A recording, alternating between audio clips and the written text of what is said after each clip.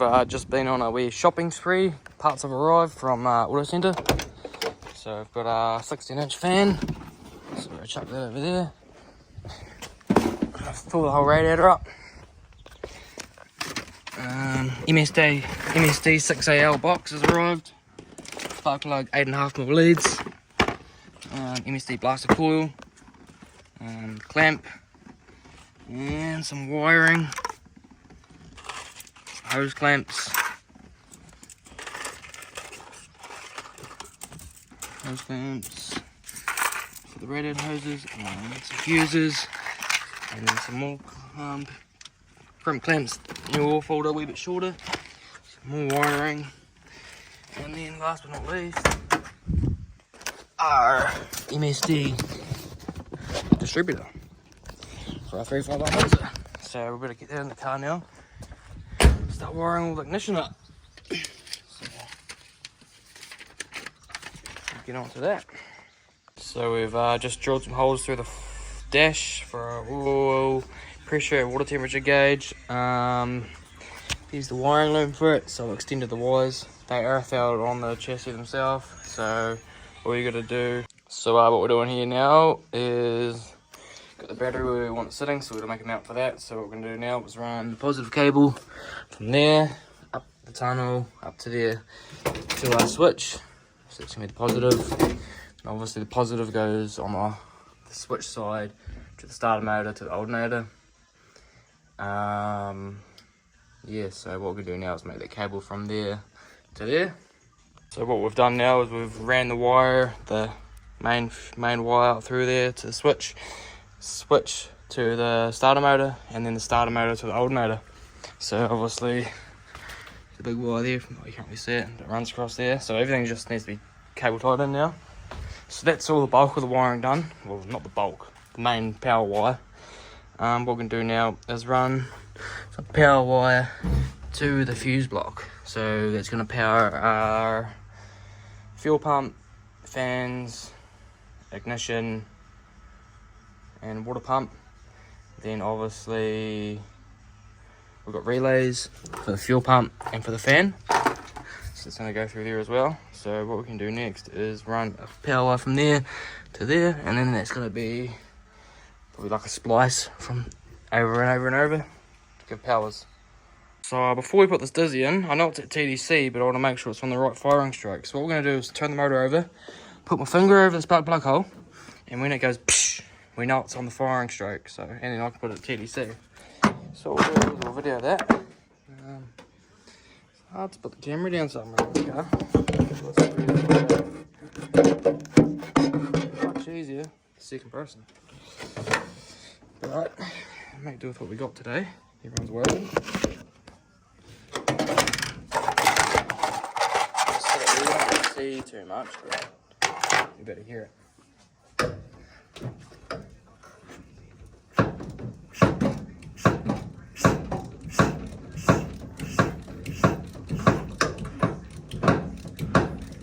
I think we're actually already on the firing order. I must have got it right the first time. Order still to show you guys. So it's back at TDC, obviously not firing.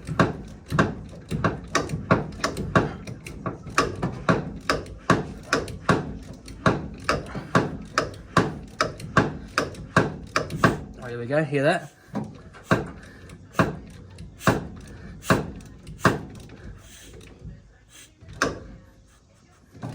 What we do now, it says huffing and puffing, we can put the mark on TDC, so 0. You can see it pointed down there. So that's pretty close. A wee bit more.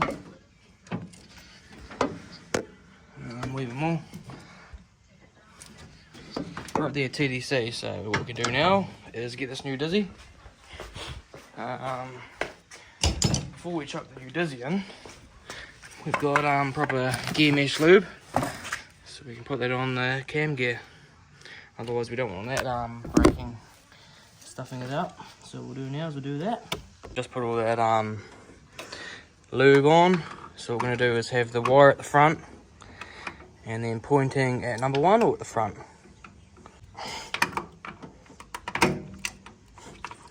Probably need to put that O-ring on there first actually, I just noticed it was missing. So what we're going to do now, we've got the distributor in, sitting at TDC number 1, ready to fire. So it's sort of loose at the moment so we can time it obviously. So it's just the old 2-wire. So we can wire that up. What we're going to do now is install these auto light plugs. Set plugs there. Got some never sees, so we'll put a wee bit of never sees on the threads. So what we do there is do this for them all, just a wee bit. Don't need heaps, just a bit like that. Wee bit more. Just like that. Do that for all 8 of them, and then put them in, and we can start making our leads up. As well as our leads, obviously we're going to cut them to length, the crimps on them. So what I've done is start with the longest at the back, and then we can sit them there and cut them to length. Now I've got that side there sitting how I want it, so just run them up there and cut them to length and find the number we need to go to.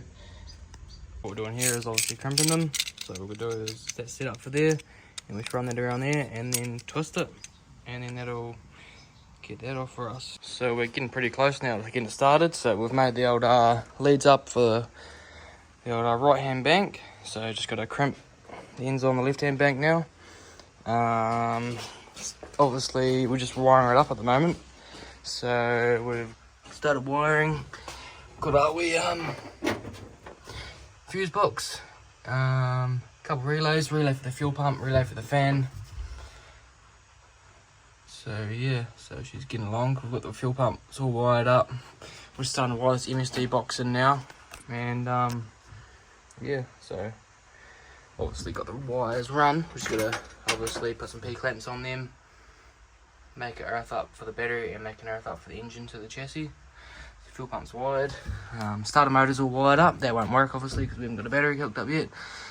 But yeah, so it's obviously main power to the first fuse to the starter button, and then button to the starter motor. So that's all sorted. That's the old fuel pump switch there. That'll be the ignition, and then fans and water pump. So obviously I'll be on all the time for fans, so that's all good. Yeah, we'll get on to finishing this off, get the box wired up and mounted. So yeah, pretty good. So yeah, it's all pretty much all wired up. So what we're going to do now is just tape everything up and obviously make it all look nice. So tape all that together, cable tie it up so it all looks like it's an aluminum sort of thing. So it's all wired up. There's a few more things to wire up, like the headlights and the fan yet. So MSD's wired up, the switches are all wired up. So obviously, yeah, as I said, we'll get the wires and tape them all together, make it look like a nice loom, and then that'll make it look real tidy. P-clip the fuel line, no, not the fuel line, the fuel positive feed, what do you call it? The power, and the battery. So obviously the gauge is mechanical, but it does light up with the ignition on. Gauges light up, tacho, shift light. So yeah, so fuel pump, and that there's electric water pump, but I'm probably gonna hook the electric water pump up to the ignition. It'll be a lot better. So it's pretty basic for the wiring, not many wires, got the least as possible. So obviously what we'll do, we'll pull the motor out, we'll tape these up so it looks like a loom. Find a plug, get a plug for the electric water pump, and then obviously another end for the fan. So we've got the old velocity stack on there now, so that looks pretty cool, eh? So what we're going to do now is, since we've got it all wired up, we've had the dizzy out, we wind it over with a socket, obviously you see in the video, and what we're going to do now is wind the oil pressure up on the key. So obviously turn that on.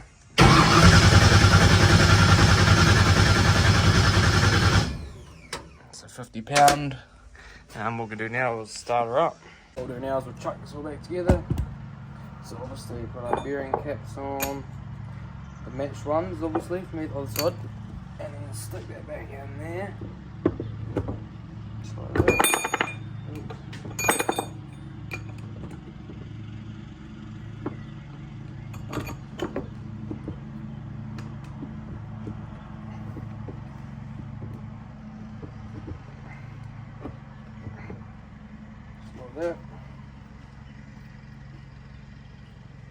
obviously we've got a wee winders to set the diff up.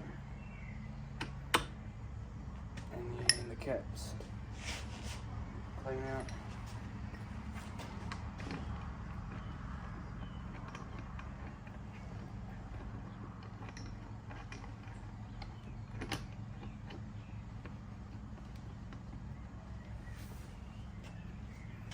So we can look at our marks and see where the thread is, so you can wind that in. That's exactly where it was there. So it's going to give us a rough estimate of setting it up.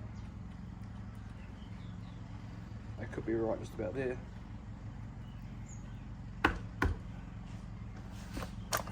Get all that gun.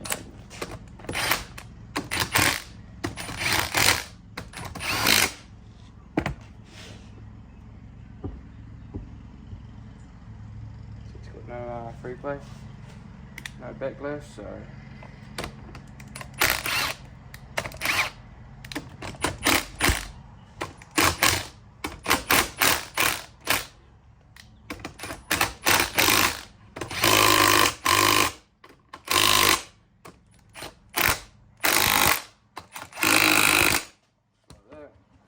double check. So it needs to go over that way, so we'll wind this one in on this side, wind that one in, and then wind this one out. Here it's got a bit of backlash, so go the ring along.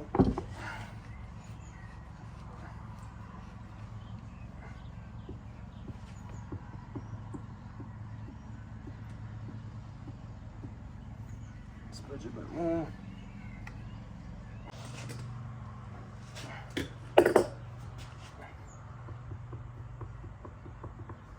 Right there is perfect.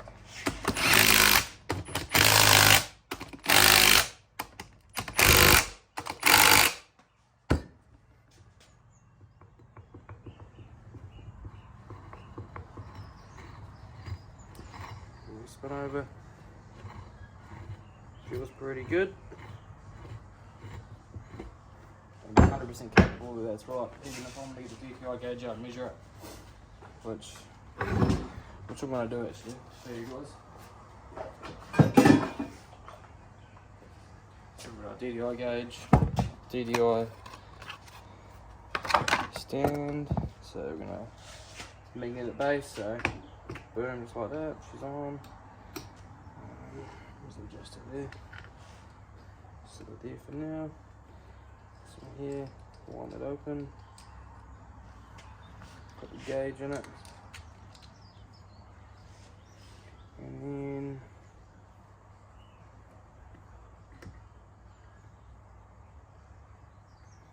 tighten that up there, and then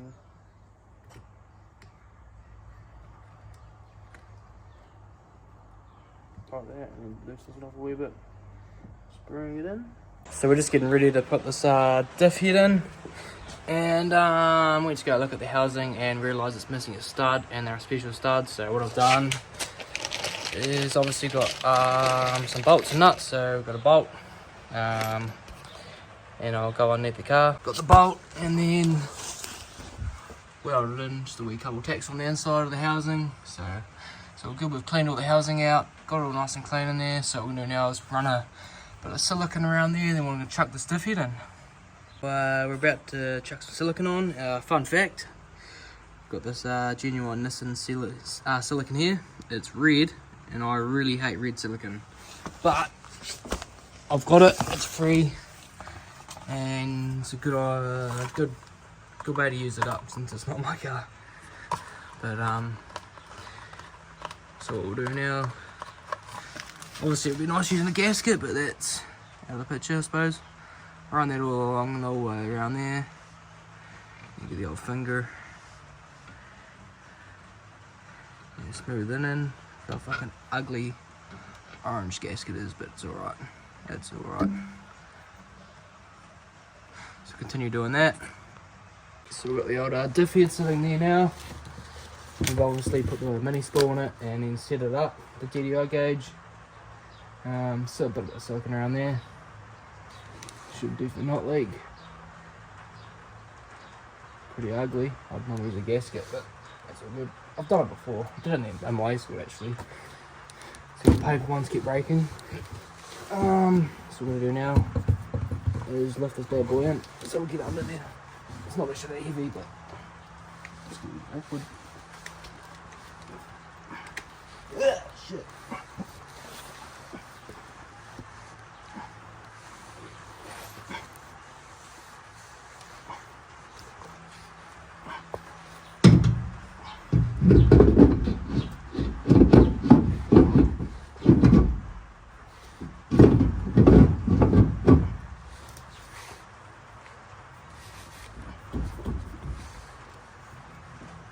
Lined up, just some of the studs a little bit tight.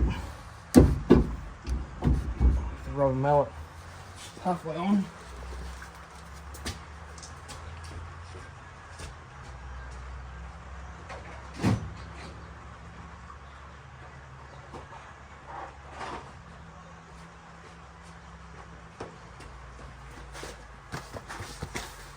Get that rubber mallet. Do it back roll. There we go.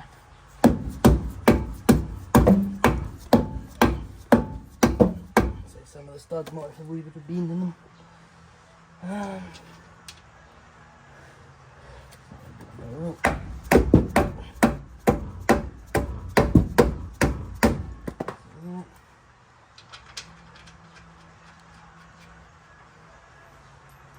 New hardware.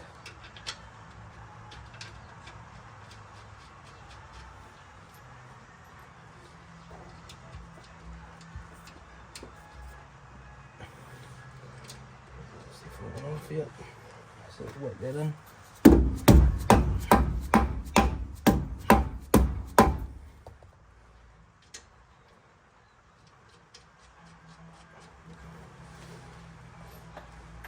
There it is. Do all these up.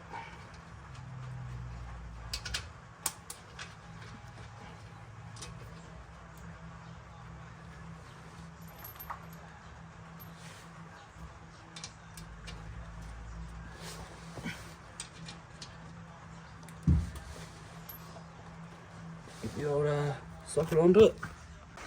So we're about to put this axle in. This side's got a seal, but the other side doesn't. So put one side in for now. So what we do, we've got the new wheel springs and the plates on there. So it's got a wee bit there for the seal to go onto. So what we're going to do is grab the grease. Let's put some grease on there. Just helps it seal, you know. Good for the old seal.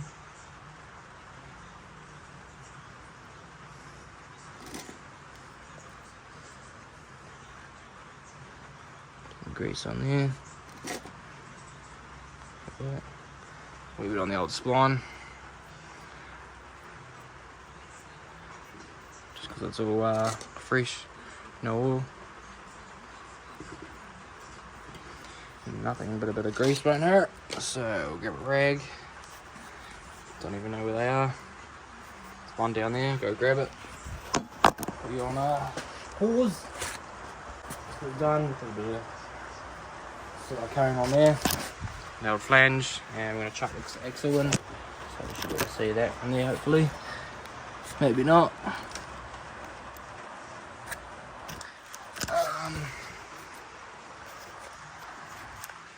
Like that, right there.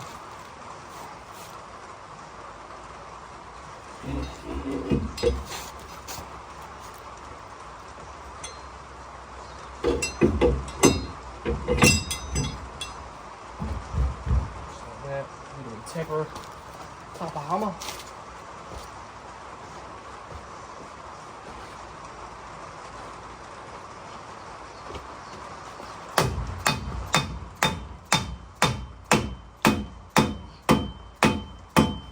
Wheel bearing creased in, and then put in some new bolts here.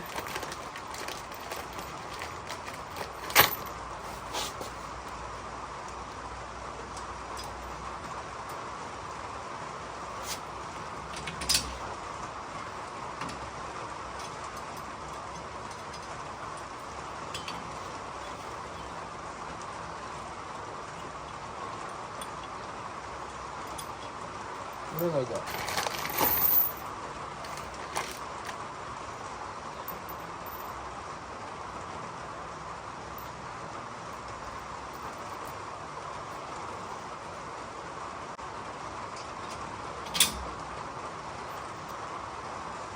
We need to get axle seal for the other side so we can chuck that axle in.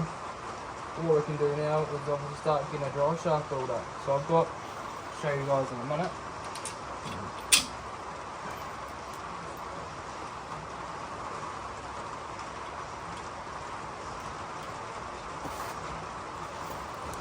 So I've got this here, and just like that, we've got one axle in.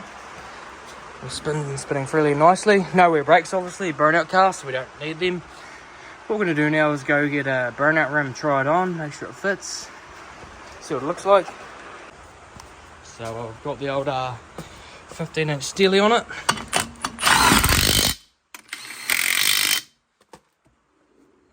that. Zoom out. Burnout spec. Heaps of room in there. So what we're doing here now is we're using this drive shaft, getting it shortened down. This one here, the black one.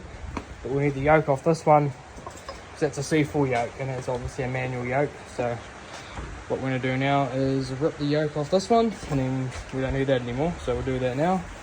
So let me use it on a vise. And should we go up? See the old circlip pliers. Comes out pretty easy, for an old drive shaft. Just good tools. Good old snap-on circlip pliers. That's what we're doing now, is we'll whack that out. So all we need to do is put it with or something. Weighs it on the vise, but I'll try to do it on the ground. So we'll sit that down there. Should be able to see a wee bit.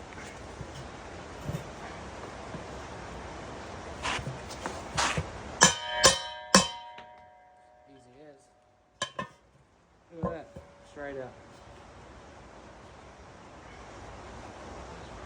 So that's our yoke we're going to be using.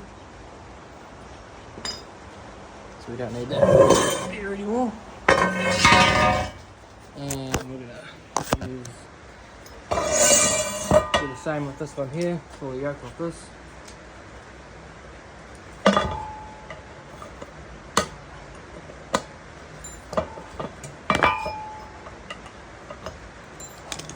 Wait, that came out way too easy. What the hell? Just fell out. Just like that. Got the old yokes off. What we're going to do, see they are different sizes. So we are going to have to, what are we going to do there?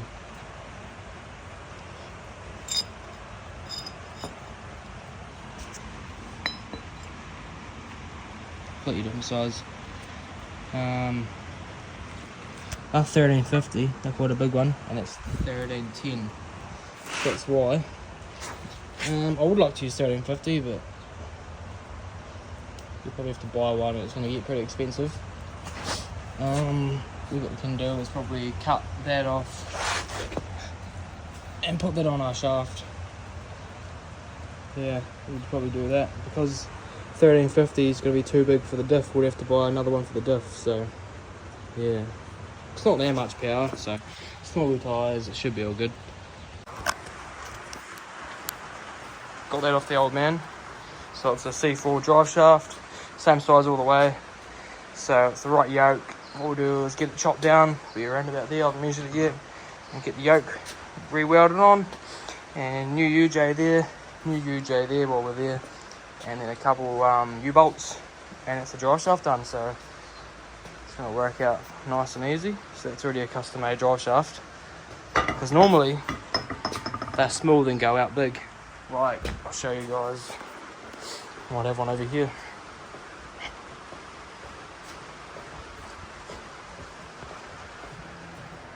Like that there.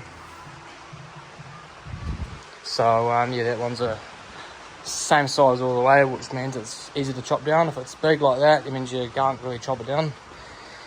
So yeah, so we'll get our friend Noel Atley at Atley Services in Riverton. He give him a call and he'll be able to short it down for us. So yeah, just like that. We've had Noel come drop this drive shaft off to us late last night. So it's brand new drive shaft. Good second-hand yoke, obviously. New UJs, short wheel shaft in it. So what we're gonna do now is we're gonna put it in and see what she fits like. So just roll that under.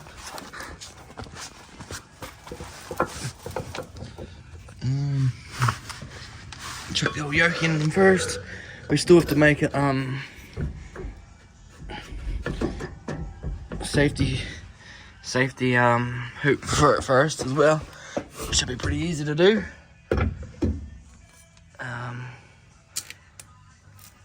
Pull the tape off the UJs. If the UJs the cups don't fall off, should be good. Sit that down for a second. Just like that. Just perfect. So like that, roll in. Nice bit of slip there in the back of the tranny. And got a new set of U-bolts.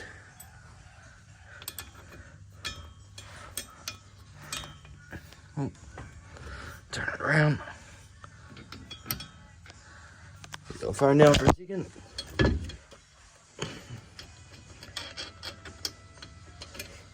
Oh, she's going all the way on that one. There we go.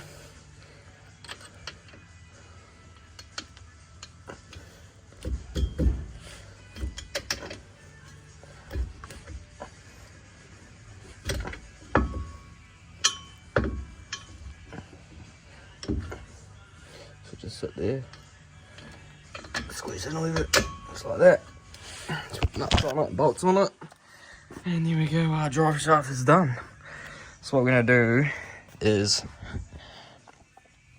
make a wee hoop up.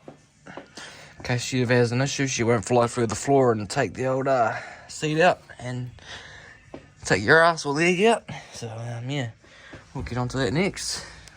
So I started tidying up some of the wiring. Obviously need to tie that up, just the excess distributor wiring, but it's all pretty tidy there now.